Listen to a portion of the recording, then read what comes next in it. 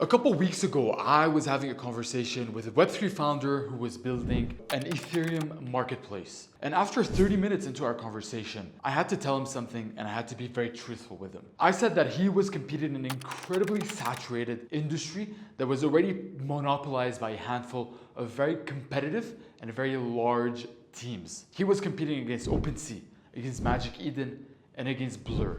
And as a product, he did not have anything close to something that could compete with them from a product perspective. And what I ended up recommending to this founder was for him to understand and look into the different narratives that were emerging in the Web3 space and in the NFT space that had staying power. And it was by understanding and looking at these narratives that he should position himself as a marketplace so that once the tide does rise, he, his team, and his business would also rise with it. And I shared with him 3 narratives that I believed in the Web3 space are going to have staying power, but are also going to be leading the next bull market. And this is exactly what I'm going to be sharing with you in today's video. Now, if this is the first time we meet, my name is Leon Aboud, and through my growth consulting and marketing agency, Unfungible, we help Web3 brands launch and scale their presence and authority in the NFT space. In only the last 4 months, we've assisted in raising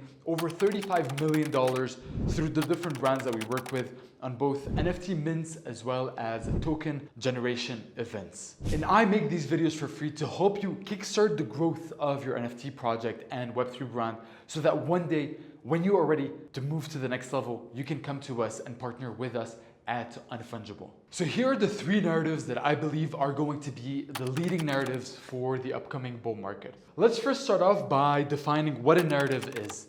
A narrative is nothing but an idea, a trend, or a belief in stories that we believe in as an industry that shapes where the attention is flocking and where the liquidity is flocking. One narrative that we've seen dominate every cycle again and again has been meme coins. And the reason why is because meme coins are very easy to understand by newcomers into the space. And number 2, they also have that virality element built within them. However, today we're not talking about old narratives, we're talking about new upcoming narratives that I believe are gonna have staying power. And the first of those narratives that I'm looking at, so this is hashtag number 1, are Bitcoin Ordinals. There are 3 main reasons why I believe Ordinals are here to stay and are going to be a dominant player in the next bull market. The first one of those is volume. If we are to look at purely the volume of Bitcoin Ordinals, we're going to notice that over time, Bitcoin Ordinals being in blue have been consistently generating more trading volume than their counterparts being Ethereum and Solana. For instance, according to this chart by CryptoSlam, BTC NFTs have generated $120 million during the week of April 7th.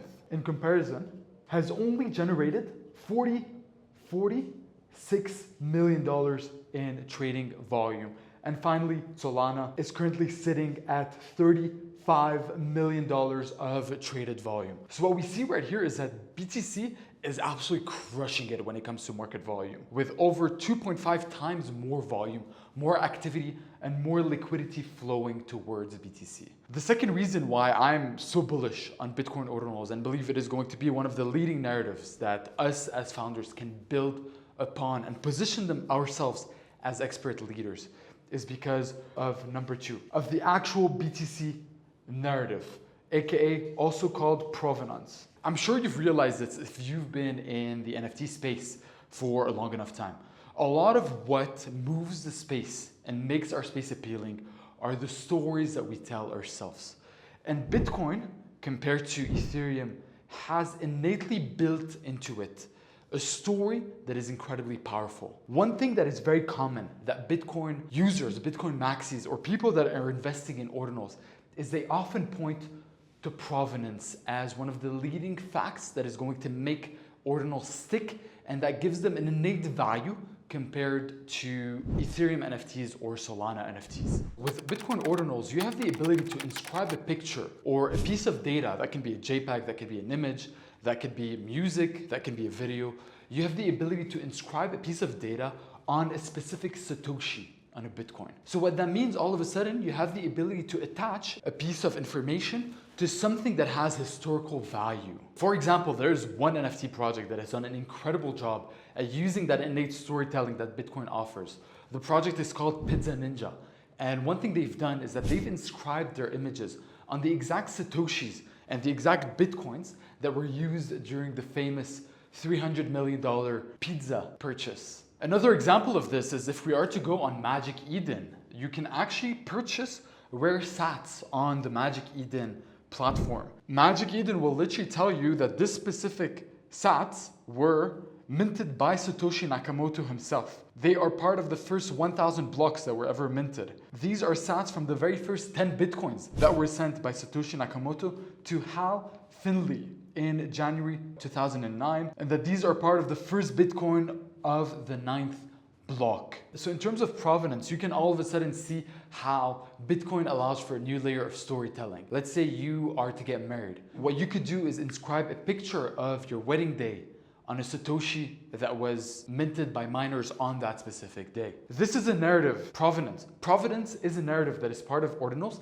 that makes it appealing and differentiates it from the rest. And the third reason why Ordinal has staying power, the way I see it, is technological leapfrogging. Technological leapfrogging is a concept very well known within economists. In many parts of Africa, they've gone from no cell phone to mobile phones before they've even crossed landline mobile. So they've leapfrogged the entire technology.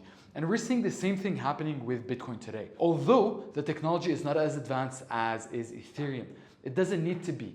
We're seeing smart contracts today being developed on Ordinals at a pace that is much faster than we have seen historically with Ethereum. We're seeing just now as I'm making this video, Runes has just dropped for Ordinals, which are pretty much Bitcoin meme coins. So all that to say, although Bitcoin is behind when it comes to technological capacity compared to Ethereum, they are very quickly moving, and I wouldn't be surprised all of a sudden starting to see more advanced use cases of Bitcoin other than just provenance and other than just it being Bitcoin for the narrative of Bitcoin. So Ordinals was our first narrative. Let's look at what our second narrative is going to be.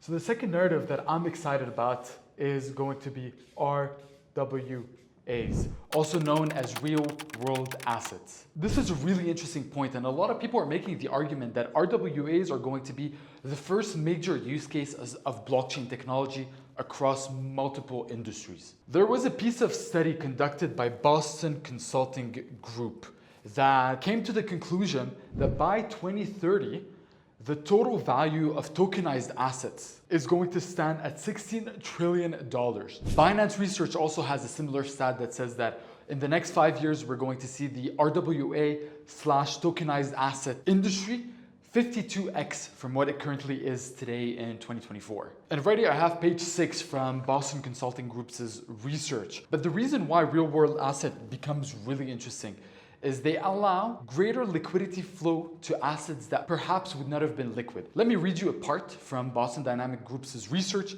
and then we're gonna further expand on this. A large chunk of the world's wealth today is locked in illiquid assets. 56% of assets held by US taxpayers with a net worth of $600K to $1 million were illiquid. Some examples of illiquid assets would be land, would be commodities, would be real estate, public infrastructure, mine, ports, fine art, computing infrastructure. And what real world assets allow you to do is all of a sudden democratize access to a lot of these assets that previously were not available. I'll give you an example. Back in the days, the only way you could invest in fine art was by purchasing the entire piece of fine art. The barrier of entry was incredibly high.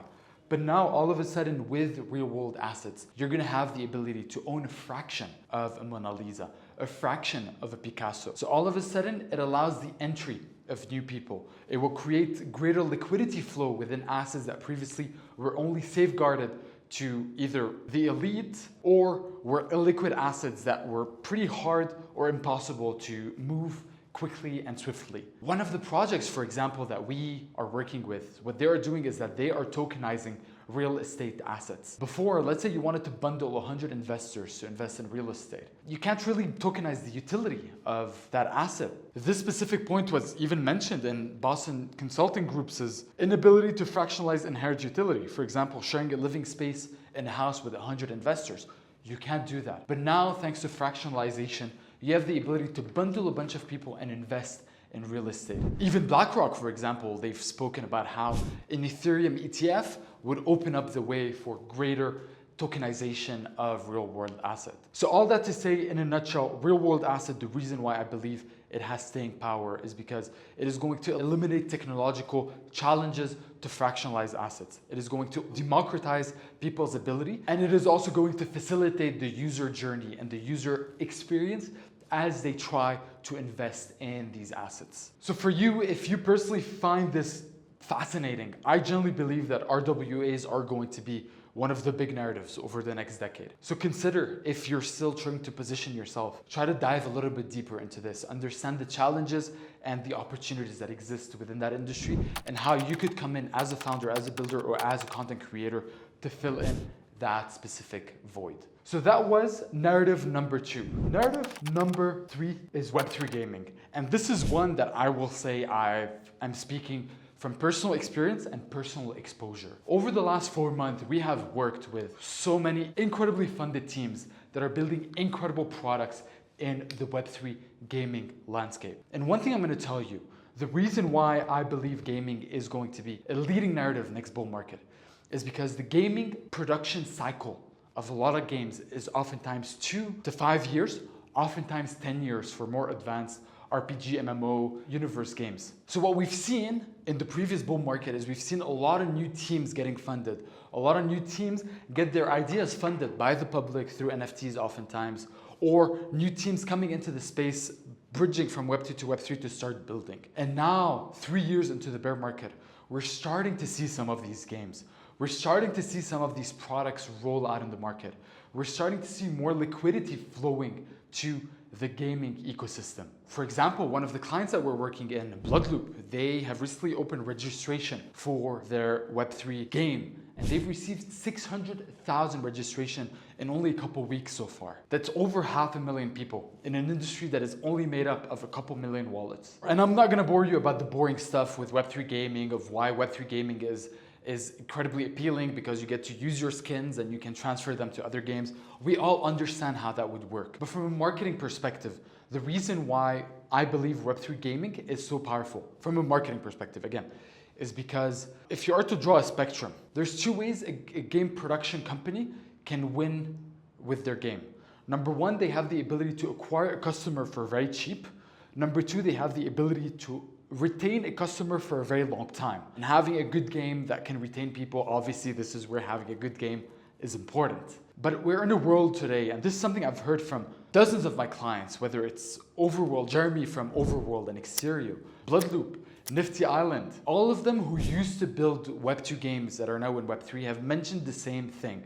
Web2 games have become incredibly competitive. The cost of acquiring a customer has gone up tremendously, especially after Apple restricted data, made it harder for advertisers to target users in an accurate way, bringing up the cost of acquisition a lot higher. Number 2, with more game companies investing, with more games on the market, this has made the lifetime value of users a lot lower, because all of a sudden you're competing for attention from a lot of top studios. And what Web3 gaming allows is really to fix that. You get to acquire a customer for cheap through digital tokens, through digital NFTs, through ownership of your assets. And number 2, on the second side, which is the user retention. You bet if a user is, by playing a game, having the ability to buy their coffee at the end of the week while playing a game that they like and they enjoy, all of a sudden this will increase the lifetime value. This will align incentives in a way that has not been seen before. And that's why I believe Web3 gaming has attracted so much big money and so many great founders that are building great products. And we're gonna see a lot of these products mature and come to life in the next couple of years. So these were the 3 narratives that I'm personally bullish on. Number 1, Bitcoin Ordinals. Number 2, real world assets. And number 3, Web3 gaming. Ladies and gentlemen, let me know your thoughts by leaving a comment in the description. What is another narrative that I've perhaps missed or that you are personally looking at? I would love for us to engage in a debate or conversation around this. My name is Leon Aboud, and it was an absolute pleasure sharing this time with you today. I shall see you in the very next video. Cheers.